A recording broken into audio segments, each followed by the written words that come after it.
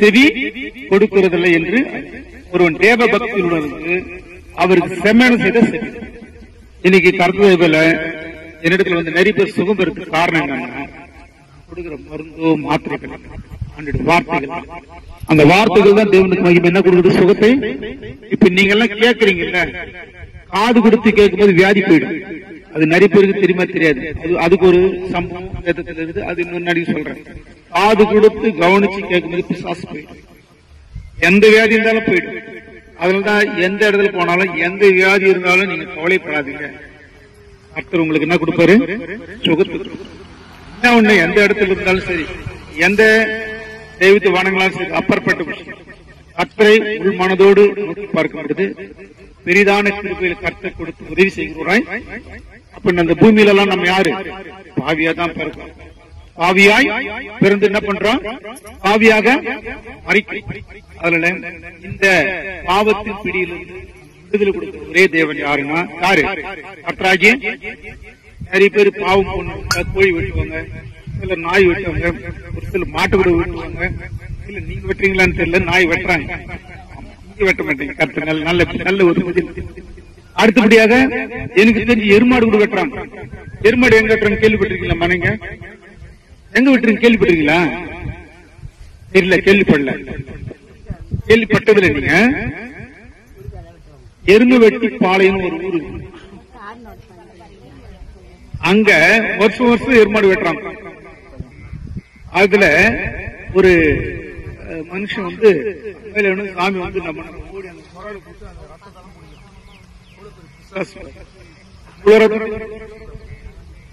அதனால நீ எருமாட்டு ரத்தம் வெட்டினாலும் சரி, பசுமாட்டு ரத்தம் கொடுத்தாலும் சரி பார்க்க போவான். அவங்க நம்முடைய பாவம் போகணும்னா ஏசு.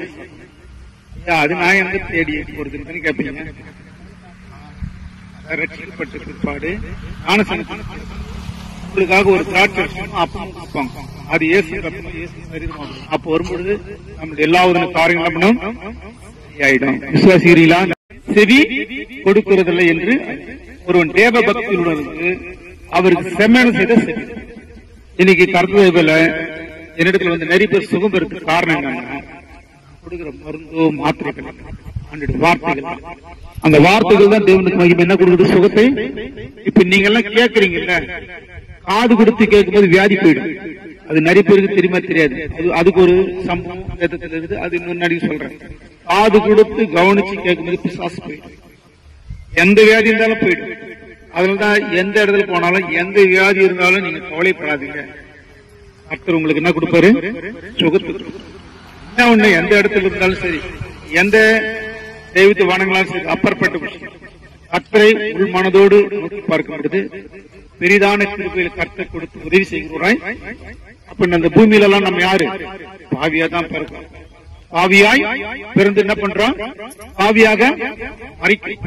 அதனால இந்த பாவத்தின் பிடியிலிருந்து விடுதலை கொடுக்கிற ஒரே தேவன் யாருன்னா யாரு? கர்த்தராகிய. நிறைய பேர் பாவம் போன கோழி வெட்டுவாங்க, சில நாய் வெட்டுவாங்க, ஒரு சில மாட்டு கூட வெட்டுவாங்க. இல்ல நீங்க வெட்டுறீங்களான்னு தெரியல, நாய் வெட்டுறாங்க, நீங்க வெட்ட மாட்டீங்க. கர்த்தர் நல்ல நல்ல ஒரு பதில். அடுத்தபடியாக எனக்கு தெரிஞ்சு எருமாடு கூட வெட்டுறாங்க. எருமாடு எங்க வெட்டுறாங்க கேள்விப்பட்டிருக்கீங்களா? மனைங்க எங்க வெட்டுறீங்க கேள்விப்பட்டிருக்கீங்களா? தெரியல, கேள்விப்படல, கேள்விப்பட்டதில்லை. நீங்க எருமை வெட்டி பாளையம் ஒரு ஊரு,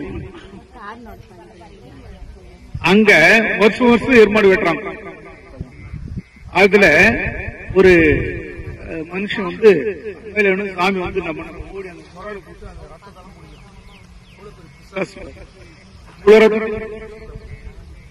அதனால நீ எருமாட்டு ரத்தம் வெட்டினாலும் சரி, பசுமாட்டு ரத்தம் கொடுத்தாலும் சரி பார்க்க போவான். அவங்க நம்முடைய பாவம் போகணும்னா ஏசு. அது நான் எங்க தேடி போறதுன்னு கேட்பீங்க. ரட்சிக்கப்பட்ட பிற்பாடு